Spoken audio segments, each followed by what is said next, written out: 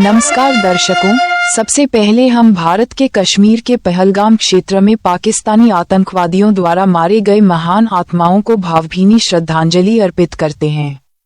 जैसा कि पहले ही कहा जा चुका है, हमारा स्पष्ट रुख है कि पहलगाम आतंकवादी हमला मोदी सरकार की घरेलू सुरक्षा नीति के निरंतर गैरजिम्मेदाराना रवैये का स्पष्ट उदाहरण है।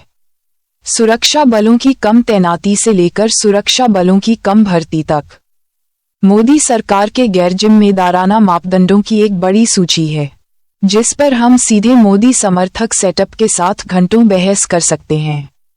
आज हम पाते हैं कि वर्तमान मोदी सरकार द्वारा महान भारतीय सुरक्षा बलों की ऊर्जा को दबा दिया गया है, क्योंकि पहलगाम की घटना के दिन से पाकिस्तानी सेना लगातार भारतीय धरती पर युद्ध के मैदान पर हमला कर रही है। लेकिन भारत की ओर से किया गया ऑपरेशन सिंदूर मिसाइल हमला भारतीय बलों की क्षमताओं से बहुत कम है। इस प्रकार हम मानते हैं कि मोदी सरकार बदला लेने के मूड में नहीं है और इसलिए राजनीतिक मजबूरियों को पूरा करने के लिए और अपने आदत अनुसार चुनावों को भुनाने के लिए बस कुछ लीपापोती करती दिखाई दे रही है। खैर दोस्तों, चलिए अब हम अपनी मूल चर्चा पर लौटते हैं। देखिए दोस्तों, जैसा कि आप पहले से ही जानते हैं, हम दुनिया भर में हो रहे महत्वपूर्ण मुद्दों पर गहन शोध करते हैं। इन्हीं तथ्यात्मक साहसिक रिपोर्टिंग के प्रति अपनी प्रतिबद्धता को जारी रखते हुए और आपके ज्ञान का विस्तार करते हुए आज हमारी शोध टीम एक महत्वपूर्ण और जरूरी जांच प्रस्तुत कर रही है, जिसका एक एक शब्द आप अंत तक ध्यान से देखें और सुनें। पाकिस्तान के परमाणु हथियारों और उसके आतंकवाद को बढ़ावा देने से उत्पन्न वैश्विक खतरा। हाँ, आपने सही सुना। ये रिपोर्ट इस बात को उजागर करेगी कि दुनिया को इस बात पर पुनर्विचार क्यों करना चाहिए कि पाकिस्तान परमाणु सशस्त्र राज्य बने रहने का हकदार है या नहीं। दशकों की अस्थिरता, आतंकवाद, कालाबाजारी, प्रसार और गैर जिम्मेदार सैन्य नियंत्रण के साथ पाकिस्तान ने बार बार साबित किया है कि वह परमाणु हथियार रखने के लायक नहीं है। तो दोस्तों, हम आपसे फिर से अनुरोध करते हैं कि इस शोध आधारित रिपोर्ट को धैर्यपूर्वक और पूरी तरह से देखें, क्योंकि हम जो तथ्य प्रस्तुत करने जा रहे हैं वे न केवल दक्षिण एशिया बल्कि पूरे विश्व की शांति और स्थिरता को प्रभावित करते हैं। पाकिस्तान 1998 में एक घोषित परमाणु सशस्त्र राज्य बन गया, जिसने भारत के ठीक बाद अपने बमों का परीक्षण किया। तब से इसने चुपचाप एक भंडार बनाया है जो आज अधिकांश विशेषज्ञों का अनुमान है कि 150 से 170 वारहेड के क्रम का है और अभी भी बढ़ रहा है। अधिकांश अन्य परमाणु शक्तियों के विपरीत पाकिस्तान ने कभी भी परमाणु अप्रसार संधि या व्यापक परीक्षण प्रतिबंध संधि पर हस्ताक्षर नहीं किए और यह अपने परमाणु प्रतिष्ठानों को अंतर्राष्ट्रीय निरीक्षकों के लिए ज्यादातर सीमा से बाहर रखता है। व्यावहारिक रूप से इसका मतलब है कि इस्लामाबाद के बाहर कोई भी वास्तव में इसके शस्त्रागार के सटीक आकार या इसे कैसे संग्रहित और सुरक्षित किया जाता है इसका विवरण नहीं जानता है। Bulletin of the atomic scientists के स्वतंत्र विश्लेषकों का अनुमान है कि मौजूदा रुझानों को देखते हुए कुछ वर्षों में पाकिस्तान के हथियार 200 वॉरहेड तक पहुंच सकते हैं।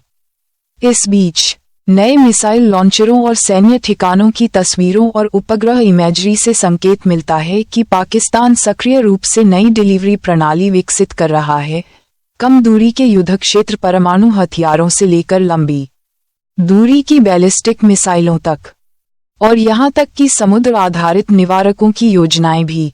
संक्षेप में, पाकिस्तान का शस्त्रागार विस्तार और विविधतापूर्ण हो रहा है और यह गोपनीयता की आड़ में हो रहा है। ये गोपनीयता पहले से ही खतरनाक रही है। पाकिस्तान के बम कार्यक्रम के संस्थापक वैज्ञानिक अब्दुल कादिर खान ने 1990 के दशक में कुख्यात रूप से एक अंतर्राष्ट्रीय परमाणु तस्करी नेटवर्क चलाया था। उन्होंने ईरान, लीबिया और उत्तर कोरिया जैसे देशों को गुप्त रूप से परमाणु अपकेंद्रित डिजाइन, बम ब्लूप्रिंट और मिसाइल तकनीक बेची। दूसरे शब्दों में, उन देशों को परमाणु हथियार बनाने में मदद करने वाली प्रमुख तकनीक कभी पाकिस्तान के कार्यक्रम से ही आती थी। खान नेटवर्क कोई एक बार का मामला नहीं था। सरकारों को ये पता लगाने में कई साल लग गए कि उन्होंने क्या किया है। इस अवैध प्रसार विरासत का मतलब है कि पाकिस्तान की परमाणु विशेषज्ञता और सामग्री का एक बड़ा हिस्सा पूरी दुनिया में फैल गया, जो पूरी तरह से किसी भी निगरानी से परे था। यह अंतर्राष्ट्रीय मानदंडों का एक अभूतपूर्व उल्लंघन था और यह सीधे पाकिस्तान के वैज्ञानिकों और इंजीनियरों से आया था। खान कांड सामने आने के बाद भी इस्लामाबाद को यह वादा करना पड़ा कि हम फिर कभी किसी को किसी देश को परमाणु तकनीक हस्तांतरित नहीं करने देंगे, और उनका कहना है कि उन्होंने उसके बाद के वर्षों में नियंत्रण कड़ा कर दिया। लेकिन उस प्रकरण से ही पता चलता है कि सिस्टम कितना ढीला था। एक अकेला अंदरूनी व्यक्ति सीमा पार हथियार ग्रेड रहस्यों की तस्करी करने में सक्षम था। इस बीच पाकिस्तान अपने हथियारों को रोकने के लिए जिस तरह से इस्तेमाल करता है, उसमें भी वह अनोखा है। भारत की घोषित पहले इस्तेमाल न करने की नीति के विपरीत पाकिस्तान एक असम्मित सिद्धांत को बनाए रखता है। व्यवहारिक रूप से पाकिस्तानी रणनीति पारंपरिक हमले या अन्य संकट की स्थिति में परमाणु हथियारों के पहले इस्तेमाल की अनुमति देती है। इस्लामाबाद में सैन्य योजनाकार भारत के पारंपरिक लाभों के बारे में चिंतित हैं और उनका मानना है कि उन्हें बाधाओं को दूर करने के लिए तुरंत परमाणु बल का इस्तेमाल करना चाहिए। विपिन नारंग जैसे अमेरिकी विशेषज्ञ चेतावनी देते हैं कि इस तरह का सिद्धांत निचले स्तर के कमांडरों को, अगर वे उचित समझें, तो परमाणु हमला करने देना स्थिति को अत्यधिक अस्थिर बनाता है। वास्तव में रिपोर्ट बताती है कि पाकिस्तान ने जानबूझकर कमांड की श्रृंखला के नीचे लॉन्च करने का अधिकार सौंप दिया है, ताकि युद्ध के कोहरे में शीर्ष जनरलों की प्रतीक्षा किए बिना सामरिक परमाणु हथियार को जल्दी से दागा जा सकता है। इन नीतियों को मिलाकर देखें तो पाकिस्तान ने परमाणु उपयोग की सीमा बहुत कम रखी है, किसी भी अन्य परमाणु शक्ति संपन्न देश की तुलना में बहुत कम। भारत के साथ हर सैन्य संकट या झड़प परमाणु प्रतिक्रिया का खतरा लेकर आती है, और विशेषज्ञों का कहना है कि इससे गलत अनुमान लगाने या परमाणु संघर्ष में आकस्मिक वृद्धि का जोखिम बढ़ जाता है। हालांकि पाकिस्तान की स्थिति को विशेष रूप से चिंताजनक बनाने वाली बात घरेलू सुरक्षा वातावरण है। पाकिस्तान एक स्थिर समरूप समाज नहीं है। दशकों से ये कई चरमपंथी समूहों, तालिबान और अल कायदा से लेकर लश्कर-ए-तैयबा और अन्य तक के गंभीर विद्रोह से जूझ रहा है। अमेरिकी खुफिया और विदेशी विश्लेषकों ने लंबे समय से बताया है कि यह कितना खतरनाक मिश्रण बनाता है। 2021 में तालिबान द्वारा अफगानिस्तान पर कब्जा करने के बाद ब्रुकिंग्स और अन्य थिंक टैंक के कुछ विश्लेषकों ने खुले तौर पर चिंता जताई कि पाकिस्तान में जिहादी लड़ाके उस जीत से प्रेरित होकर पाकिस्तान में सत्ता हथियाने की कोशिश भी कर सकते हैं। अगर कभी ऐसा हुआ, कल्पना करें कि आतंकवादी परमाणु भंडारण स्थलों पर हमला कर दें, तो परिणाम भयावह हो सकते हैं। पूर्व राष्ट्रपति ओबामा ने मशहूर तौर पर कहा था कि सबसे बड़ा खतरा आतंकवादी संगठन द्वारा परमाणु हथियार प्राप्त करने की संभावना है। खैर, पाकिस्तान एक ऐसा देश है जिसके पास परमाणु हथियार हैं और उसका अपना एक महत्वपूर्ण आतंकवादी नेटवर्क है। आधिकारिक तौर पर पाकिस्तानी नेता हमेशा दावा करते हैं कि उनका शस्त्रागार 100% सुरक्षित है। वे हिरासत और प्रशिक्षित गार्डों की परतों के बारे में बात करते हैं, लेकिन विदेशी विशेषज्ञ संशय में रहते हैं। इस पर विचार करें। पाकिस्तान में हजारों लोगों के पास कथित तौर पर परमाणु सुविधाओं या सूचनाओं तक कम से कम कुछ पहुंच है, संभवतः सैन्य और परमाणु प्रयोगशालाओं में 70,000 के क्रम में। इसका मतलब है कि हर बम के कई मानवीय संपर्क बिंदु होते हैं, वैज्ञानिक, सैनिक, इंजीनियर, गार्ड, और अगर चरमपंथी सहानुभूति घुस गई तो कोई भी अंदरूनी व्यक्ति कमजोर हो सकता है। हमने आतंकवादियों को पाकिस्तान के शीर्ष सैन्य मुख्यालय 2009 और एक नौसैनिक एयरबेस 2011 पर सफलतापूर्वक हमला करते हुए भी देखा है। हालांकि उन हमलों ने सीधे परमाणु स्थलों को प्रभावित नहीं किया, लेकिन उन्होंने यह उजागर किया कि चरमपंथी अत्यधिक सुरक्षित सैन्य क्षेत्रों में घुसपैठ कर सकते हैं। इसी तरह पाकिस्तान के सुरक्षा बलों को वर्षों से बमबारी और हमलों का सामना करना पड़ रहा है। डर यह है कि अगर आतंकवादियों ने कभी भी परमाणु डिपो में घुसने या मोबाइल मिसाइल लॉन्चर पर कब्जा करने जैसी कोई बेशर्मी की कोशिश की, तो पाकिस्तान की उन्हें रोकने की क्षमता अनिश्चित होगी। 2001 में एक विश्लेषक ने चेतावनी दी थी कि अगर पाकिस्तान कभी राजनीतिक उथल-पुथल में फंस गया, तो परमाणु हथियार और उन्हें बनाने के साधन संयुक्त राज्य अमेरिका और उसके सहयोगियों के प्रति शत्रुतापूर्ण सरकार के हाथों में पड़ सकते हैं, जिसका अर्थ अनिवार्य रूप से चरमपंथी या एक दुष्ट सैन्य गुट है। इस्लामाबाद के नेता कहते हैं कि कभी नहीं, उनके पास चाबियां होंगी, लेकिन बाहरी विशेषज्ञों का कहना है कि ये आश्वासन अप्रमाणित और अनिवार्य रूप से अप्रमाणित हैं। इसके अलावा पाकिस्तान की परमाणु सुविधाएं किसी भी अंतर्राष्ट्रीय सुरक्षा जाल से आच्छादित नहीं हैं। कई देशों के विपरीत पाकिस्तान अपने सैन्य रिएक्टरों या वारहेड भंडार को बाहरी निरीक्षण के अधीन नहीं करता है। इसके नागरिक रिएक्टरों पर थोड़ी अधिक निगरानी रखी जा रही है। पाकिस्तान नागरिक बिजली संयंत्रों पर अंतर्राष्ट्रीय परमाणु ऊर्जा एजेंसी के नियमों का एक पक्ष है, लेकिन खुशाब में प्लूटोनियम रिएक्टर या गुप्त संवर्धन स्थल पूरी तरह से प्रतिबंधित हैं। अमेरिका और वैश्विक परमाणु विशेषज्ञ बार बार बताते हैं कि इन स्थलों पर कोई भी घटना या दुर्घटना दुनिया से छिपी रहेगी। 2008 में खुशाब परिसर में एक घटना की अफवाहों के बाद कार्नेगी एंडोमेंट के एक विद्वान ने उल्लेख किया कि पाकिस्तान का नागरिक पक्ष सुरक्षा सम्मेलनों में शामिल हो गया है, लेकिन उनमें से कोई भी उसके सैन्य कार्यक्रम पर लागू नहीं होता है, इसलिए कई मामलों में हम अंधेरे में हैं।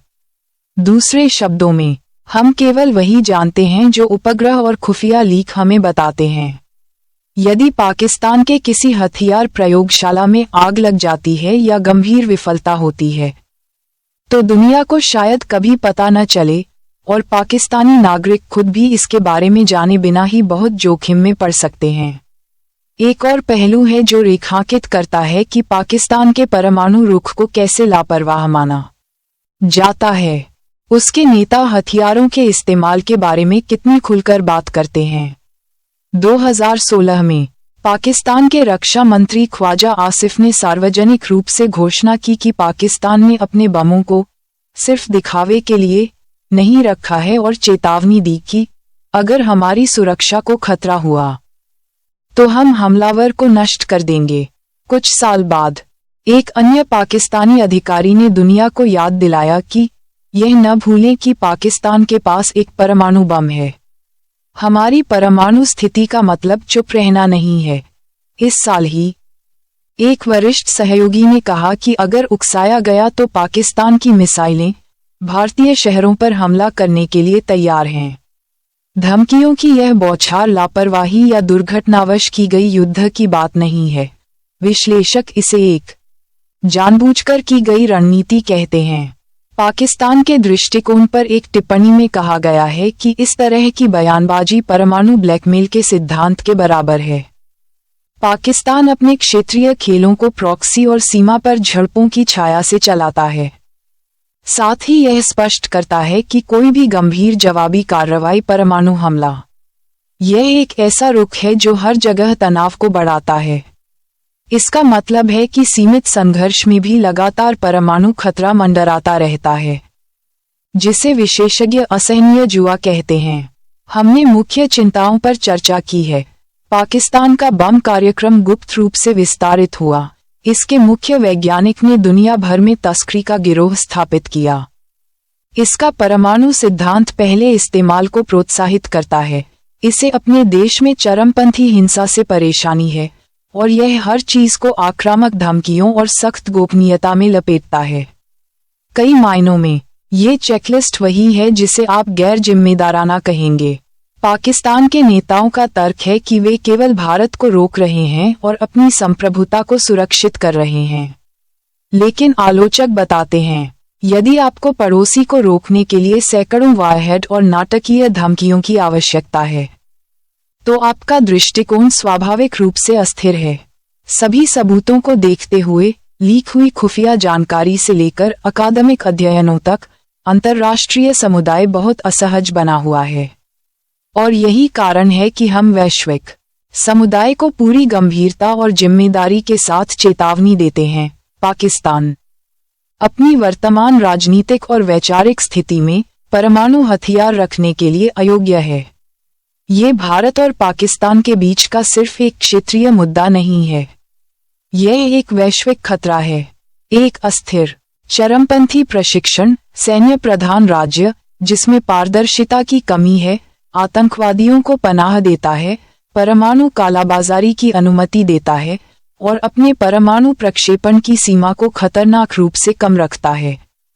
उसे परमाणु हथियारों के बढ़ते ढेर पर बैठने की अनुमति नहीं दी जानी चाहिए। अगर दुनिया दुष्ट शासनों पर प्रतिबंध लगाने, खतरनाक क्षेत्रों को परमाणु मुक्त करने और सामूहिक विनाश के हथियारों को फैलने से रोकने के लिए एक साथ आ सकती है, तो पाकिस्तान अभी भी पूरी अंतर्राष्ट्रीय जांच से क्यों मुक्त है? प्रसार, आतंकवाद से संबंध और परमाणु खतरे की धमकी के इतने प्रलेखित रिकॉर्ड वाले राज्य को अभी भी जवाबदेह क्यों नहीं ठहराया जा रहा है? हम संयुक्त राष्ट्र, IAEA, अमेरिका, यूरोपीय संघ और रूस और चीन सहित प्रमुख शक्तियों से आह्वान करते हैं कि वे सामूहिक रूप से पाकिस्तान पर सख्त परमाणु निरस्त्रीकरण उपायों को लागू करने की दिशा में आगे बढ़ें। दुश्मनी की वजह से नहीं, बल्कि वैश्विक सुरक्षा की तत्काल जरूरत की वजह से, क्योंकि अगला परमाणु संकट किसी महाशक्ति से नहीं बल्कि एक असफल राज्य से आ सकता है जिसकी विचारधारा, अस्थिरता और गैरजिम्मेदारी ने दुनिया को कई बार हिलाकर रख दिया है। दुनिया अब और इंतजार नहीं कर सकती। इस रिपोर्ट को देखें, इसे व्यापक रूप से साझा करें और इस चेतावनी को बढ़ाने में मदद करें, क्योंकि सच्चाई ये है कि गैरजिम्मेदार परमाणु शक्ति की छाया में शांति कायम नहीं रह सकती। ये हमारे वैश्विक सुरक्षा जांच डेस्क की एक ग्राउंड रिपोर्ट थी। अंत तक हमारे साथ बने रहने के लिए धन्यवाद। हमारे विचारशील दर्शकों, हम महत्वपूर्ण मुद्दों और विषयों को आपके सामने स्पष्ट और समय बचाने वाले तरीके से लाने के लिए कड़ी मेहनत करते हैं। इसलिए कृपया लाइक, शेयर और सब्सक्राइब करें और हमारी टीम को प्रेरित करें और इस महत्वपूर्ण विषय पर अपने विचार भी कमेंट करें। कृपया हमारी वेबसाइट vopglobal.org पर जाएं और अपनी आवाज़ उठाएं। साथ ही हमारी वेबसाइट पर उपलब्ध अपना वॉलंटियर प्रेस कार्ड डाउनलोड करके हमारे साथ जुड़ें और अपने विचार और समाचार साझा करें। टीम, डिजिटल मीडिया, अंतर्राष्ट्रीय सुरक्षा desk, voice of the people international.